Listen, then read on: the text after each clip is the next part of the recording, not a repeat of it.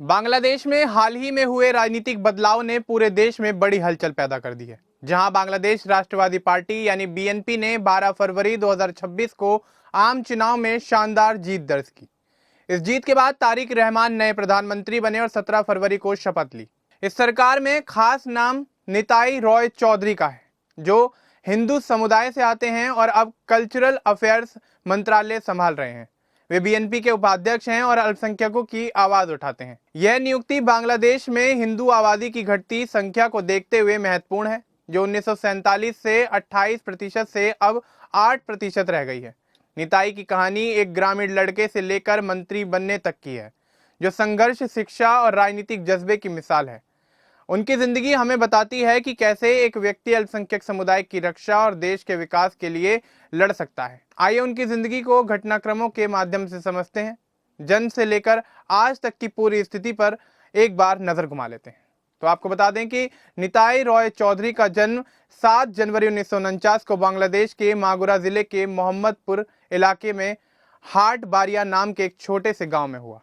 उस समय यह क्षेत्र पूर्वी पाकिस्तान का हिस्सा था, जो 1971 में आज़ादी के बाद बांग्लादेश बना। वे एक साधारण हिंदू परिवार में पैदा हुए, जहां परिवार की जड़ें गांव की मिट्टी से जुड़ी हुई थीं। उनका परिवार खेती बाड़ी और छोटे मोटे कामों से गुजर बसर करता था। पिता का नाम ज्यादा प्रसिद्ध नहीं है, लेकिन वे परिवार के मुखिया थे और घर चलाने में मेहनत करते थे। निताई का जन्म ऐसे समय में हुआ जब देश में राजनीतिक उथल पुथल मची हुई थी। पाकिस्तान का शासन था और हिंदू समुदाय अल्पसंख्यक होने के कारण कई मुश्किलों का सामना कर रहा था। जन्म से ही वे हिंदू रीति रिवाजों में पले बढ़े, जैसे त्योहार मनाना और समुदाय की एकजुटता। यह शुरुआती दौर उनकी पहचान बनाने में मददगार साबित हुआ, क्योंकि बाद में वे हिंदू समुदाय के लिए आवाज बने। परिवार में भाई बहन भी थे। हालांकि उनके बारे में ज्यादा जानकारी उपलब्ध नहीं है, लेकिन कुल मिलाकर घर का माहौल साधारण और मेहनत मशक्कत वाला था। जन्म के बाद निताई की परवरिश गांव के ग्रामीण माहौल में हुई, जहां जीवन आसान नहीं था। मागुरा जिला बांग्लादेश के दक्षिण पश्चिम हिस्से में है, जहां नदियां बहती हैं और खेतों की हरियाली है, लेकिन बाढ़ और गरीबी जैसी समस्याएं भी लगातार बनी रहती हैं। बचपन में उन्होंने गांव की साधारण जिंदगी देखी, जहां खेलकूद और दोस्तों के साथ समय बिताना रोजमर्रा का हिस्सा हुआ करता था। परिवार की आर्थिक स्थिति सामान्य थी, लेकिन माता पिता ने बच्चों की शिक्षा पर शुरुआत से ही जोर दिया। निताई को घर की नैतिक मूल्यों की सीख मिली, जैसे ईमानदारी, समुदाय की मदद और कड़ी मेहनत। वे हिंदू परंपराओं में बड़े हुए, जैसे पूजा पाठ करना और त्योहारों में हिस्सा लेना। गांव में समुदाय की एकजुटता ने उन्हें सिखाया कि कैसे अल्पसंख्यक होकर भी मजबूती से खड़ा रहा जाए। बचपन की इन बातों ने उनकी सोच को प्रभावित किया, जहां उन्होंने गरीबी, विकास की कमी और समुदाय की मुश्किलें देखी। यह परवरिश उन्हें राजनीति की ओर ले गई, क्योंकि वे गांव की कई समस्याओं को दूर करना चाहते थे। कुल मिलाकर ग्रामीण जीवन ने उन्हें जमीनी स्तर से जोड़े रखा, जो बाद में उनकी राजनीति का एक बड़ा आधार बना। निताई रॉय चौधरी की शुरुआती शिक्षा अपने गांव के पास ही के स्कूल में हुई। उन्होंने अलोकडिया पोखरिया हाई स्कूल से पढ़ाई शुरू की, जो मागुरा जिले में स्थित एक छोटा सा स्थानीय स्कूल था। यह स्कूल आसपास के गांव के बच्चों के लिए बहुत महत्वपूर्ण था, जहां बुनियादी पढ़ाई होती थी। यहाँ बच्चे पैदल या साइकिल से आया करते थे और क्लास में बैठकर सरल तरीके से शिक्षा की प्राप्ति करते थे। निताई इस स्कूल में बहुत अच्छे छात्र माने जाते थे। वे पढ़ाई में काफी रुचि रखते थे और हमेशा अच्छे नंबर लाते थे। 10वीं कक्षा यानी मैट्रिक की परीक्षा में उन्होंने इस स्कूल से पास की और इसमें उनको काफी बेहतर अंक हासिल हुए। स्कूल के दिनों में ही निताई सिर्फ किताबी पढ़ाई तक सीमित नहीं रहे। वे स्कूल की विभिन्न गतिविधियों जैसे खेलकूद, बहस और अन्य कार्यक्रमों में भी हिस्सा लिया करते थे। इसी दौरान उनकी छात्र राजनीति से शुरुआत हुई। स्कूल में छात्र संघ जैसी चीजें होती थीं, जहां वे बहस करते थे, नेतृत्व की भूमिका निभाते थे और छोटी छोटी जिम्मेदारियां संभाला करते थे। यह अनुभव उनके लिए बहुत उपयोगी साबित हुए। स्कूल के माहौल ने उन्हें अनुशासन, मेहनत और दूसरों के साथ मिलकर काम करने की सीख दी। गांव की साधारण सी जिंदगी और स्कूल की यादें बाद में उनकी राजनीतिक सोच को मजबूत बनाने में मददगार साबित हुई। कुल मिलाकर अलोकडिया पोखरिया हाई स्कूल निताई के जीवन की नींव बना, जहां से उनकी पढ़ाई और नेतृत्व की शुरुआत हुई। अब बात करते हैं 1960 के दशक की, जब बांग्लादेश आज़ादी की लड़ाई की तैयारी कर रहा था। स्कूल ने उन्हें बुनियादी ज्ञान दिया, जैसे भाषा, गणित और सामान्य विज्ञान। परिवार ने उन्हें पढ़ाई के लिए प्रोत्साहन दिया, भले ही घर की स्थिति आसान ना हो। स्कूल में वे खेल में अच्छे थे, जो उन्हें लोकप्रिय बनाता था। कुल मिलाकर शुरुआती शिक्षा ने उनकी नींव मजबूत की और राजनीतिक रुचि जगाई, जो आगे चलकर उनके करियर का हिस्सा बनी। शुरुआती शिक्षा के बाद निताई ने उच्च शिक्षा की ओर कदम बढ़ाया। उन्होंने मागुरा गवर्नमेंट कॉलेज में दाखिला लिया, जो राजशाही विश्वविद्यालय से जुड़ा था। यहाँ से उन्होंने इंटरमीडिएट यानी 12वीं पास की और स्नातक की डिग्री हासिल की। कॉलेज के दिनों में वे छात्र राजनीति में ज़्यादा सक्रिय हो गए, जहाँ छात्र यूनियन जैसे संगठनों से उनकी राजनीतिक पारी की शुरुआत हुई। यह समय बांग्लादेश की आज़ादी की लड़ाई के करीब था, लेकिन निताई मुख्य रूप से पढ़ाई पर ध्यान दिया करते थे। कॉलेज ने उन्हें व्यापक ज्ञान दिया, जहाँ वे विभिन्न विषयों से परिचित हुए। उसके बाद उन्होंने ढाका विश्वविद्यालय में प्रवेश लिया, जो देश का सबसे बड़ा और प्रसिद्ध विश्वविद्यालय माना जाता है। यहाँ उन्होंने कानून की पढ़ाई की और मास्टर्स की डिग्री हासिल की। ढाका विश्वविद्यालय में रहते हुए वे छात्र राजनीति में और गहराई से जुड़े, जहाँ भाषण और बहस का अभ्यास किया। विश्वविद्यालय का माहौल राजनीतिक था, जो उनकी सोच को और पक्का करता चला गया। कानून की पढ़ाई ने उन्हें कानूनी नियमों का ज्ञान दिया, जो बाद में वकील बनने में उनके लिए काफी मददगार साबित हुआ।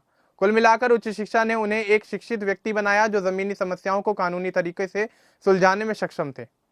उच्च शिक्षा पूरी करने के बाद निताई का करियर शुरू हुआ। सबसे पहले वे वकील बने और ढाका में अपनी प्रैक्टिस शुरू की। कानून के क्षेत्र में कई साल तक उन्होंने काम किया, जहां वे आम लोगों के केस लड़ते थे और उनको न्याय दिलाने का काम करते थे।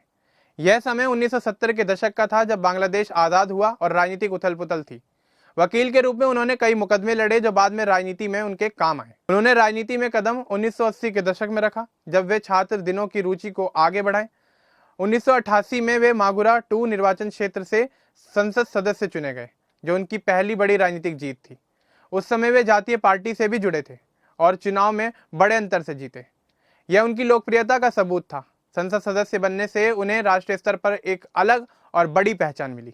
अगले साल 1990 में सितंबर से दिसंबर तक वे हुसैन मोहम्मद इरशाद की सरकार में युवा और खेल मंत्री बने।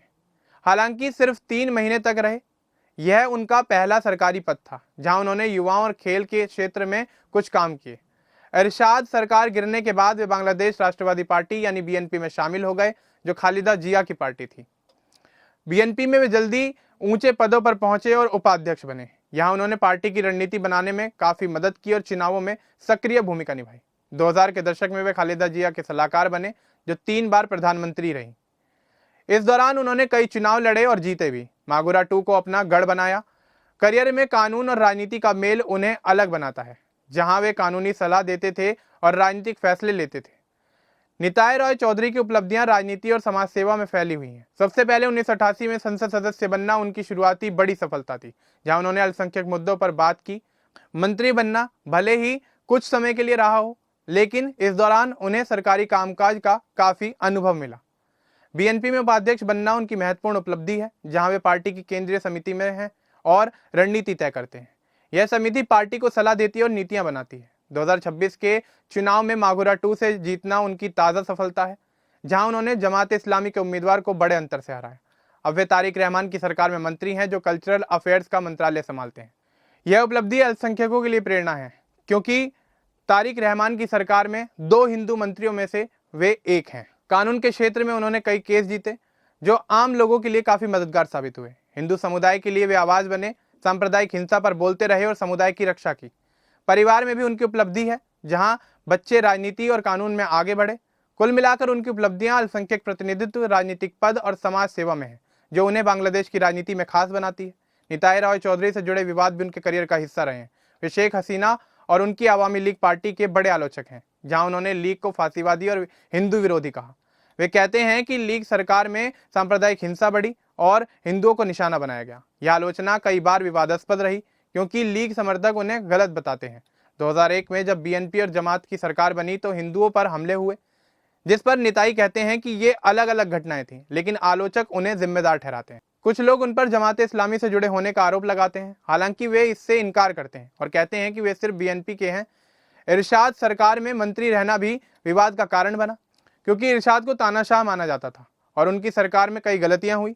2024 में शेख हसीना की सरकार गिरने के बाद निताई सक्रिय हुए, लेकिन कुछ लोग कहते हैं कि वे अल्पसंख्यक मुद्दों का इस्तेमाल अपनी राजनीति चमकाने के लिए करते हैं। कुल मिलाकर विवाद उनकी सख्त आलोचना, पुरानी सरकारों से जुड़े और सांप्रदायिक मुद्दों से संबंधित हैं, जो राजनीति में आम है। परिवार के सदस्यों के बारे में बात करें तो निताई की पत्नी का नाम जुमा रॉय चौधरी है, जो घर संभालती हैं और परिवार को एकजुट रखती हैं।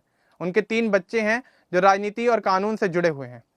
सबसे बड़ी बेटी निपुण रॉय चौधरी बीएनपी की सक्रिय नेता हैं, जो पार्टी की कार्यकारी समिति की सदस्य हैं। निपुण ने जिला स्तर पर पार्टी में काम किया और युवा चेहरे के रूप में उभरी हैं। उनका विवाह अमिताभ रॉय से हुआ है, जो बीएनपी के वरिष्ठ नेता गायेश्वर चंद्र रॉय के बेटे हैं। गायेश्वर भी 2026 चुनाव में जीते लेकिन मंत्री नहीं बने। यह रिश्ता परिवार की राजनीतिक ताकत बढ़ाता है। निताई का बेटा देवाशीष रॉय चौधरी बांग्लादेश हाईकोर्ट में जज हैं, जो कानून की पढ़ाई करके परिवार की विरासत को आगे ले जा रहे हैं। छोटा बेटा मिथुन रॉय चौधरी के बारे में ज्यादा जानकारी उपलब्ध नहीं है, लेकिन वह भी परिवार का हिस्सा हैं और अपने करियर को लेकर फोकस कर रहे हैं। कुल मिलाकर परिवार बीएनपी से गहराई से जुड़ा हुआ है और हिंदू समुदाय का प्रतिनिधित्व करता है। निपुण की सक्रियता से परिवार और मजबूत हुआ है। मौजूदा समय में निताई रॉय चौधरी की राजनीतिक गतिविधियां बहुत सक्रिय हैं। 2026 में चुनाव जीतने के बाद वे तारिक रहमान सरकार में मंत्री बन गए, जहां कल्चरल अफेयर्स मंत्रालय उनके हिस्से में आया। यह पद अल्पसंख्यकों के लिए महत्वपूर्ण है क्योंकि वे सांस्कृतिक कार्यक्रमों और समुदाय की रक्षा पर काम कर रहे हैं और वे हिंदू और बौद्ध समुदाय की सुरक्षा पर जोर देते हैं और कहते हैं कि बांग्लादेश में सब बराबर हैं। भारत से अच्छे रिश्ते बनाने की कोशिश कर रहे हैं क्योंकि दोनों देश पड़ोसी हैं और व्यापार संस्कृति से जुड़े हुए हैं। पार्टी में वे रणनीति बनाते हैं और युवा नेताओं को मार्गदर्शन देते हैं। सोशल मीडिया पर उनके भाषण फैलते हैं जहां वे बदलाव और न्याय की बात करते हैं। परिवार से निपुण भी पार्टी में काम कर रही हैं, जो उनकी मदद करती हैं। अगर ताज़ा अपडेट की बात की जाए तो मंत्री बनने के बाद वे अल्पसंख्यक मुद्दों पर बैठकें कर रहे हैं। कुल मिलाकर उनकी गतिविधियां सरकार में अल्पसंख्यक सुरक्षा और विकास पर केंद्रित हैं, जो बांग्लादेश के भविष्य को प्रभावित कर सकती है। निताई की जिंदगी में परिवार हमेशा साथ रहा है। पत्नी जुमा ने घर संभाला जबकि वे राजनीति में व्यस्त थे। बच्चे भी राजनीतिक माहौल में बड़े हुए, जहां देवाशीष ने कानून चुना और निपुण ने पार्टी ज्वाइन की। गायेश्वर चंद्र रॉय से रिश्ता होने से परिवार की पहुंच काफी ज्यादा बढ़ी। परवरिश के दौरान गांव की बाढ़ और गरीबी ने निताई को मजबूत बनाया। परिवार ने शिक्षा पर जोर दिया, जिससे वे स्कूल में आगे बढ़े। छात्र राजनीति ने उन्हें नेतृत्व सिखाया। उच्च शिक्षा में ढाका जाने से निताई ने शहर को देखा, परखा और जाना। कानून की पढ़ाई ने उन्हें कानूनी ज्ञान दिया। विश्वविद्यालय में होने वाली राजनीतिक चर्चाओं ने उनकी सोच को तेज किया। करियर में वकील से मंत्री तक का सफर मेहनत से हुआ। 1988 की जीत और 1990 का मंत्री पद अनुभव देकर चला गया। बीएनपी में शामिल होकर वे हिंदुओं के बड़े नेता बने। उपलब्धियों में हिंदू समुदाय की आवाज बनना प्रमुख है। 2026 की जीत और मंत्री बनना नई शुरुआत है। विवादों में अवामी लीग से टकराव मुख्य है। वे लीग को हिंसा का दोषी मानते हैं। इरशाद सरकार का हिस्सा होना भी सवाल उठाता है। मौजूदा गतिविधियों में मंत्री के रूप में वे सांस्कृतिक काम कर रहे हैं। अल्पसंख्यक सुरक्षा उनकी मुख्य चिंता है। भारत से दोस्ती बढ़ाने पर जोर भी दे रहे हैं। तो ये थी निताई रॉय चौधरी की जिंदगी की दास्तान। आपको ये कहानी कैसी लगी और उनसे जुड़े तमाम विवाद और उनकी जिंदगी के हर छोटे बड़े पहलू के बारे में आपका क्या कुछ कहना है, वो आप हमें कमेंट में जरूर बताएं। बाकी इस तरह के और अपडेट्स के लिए हमारे चैनल को सब्सक्राइब करना ना भूलें। धन्यवाद।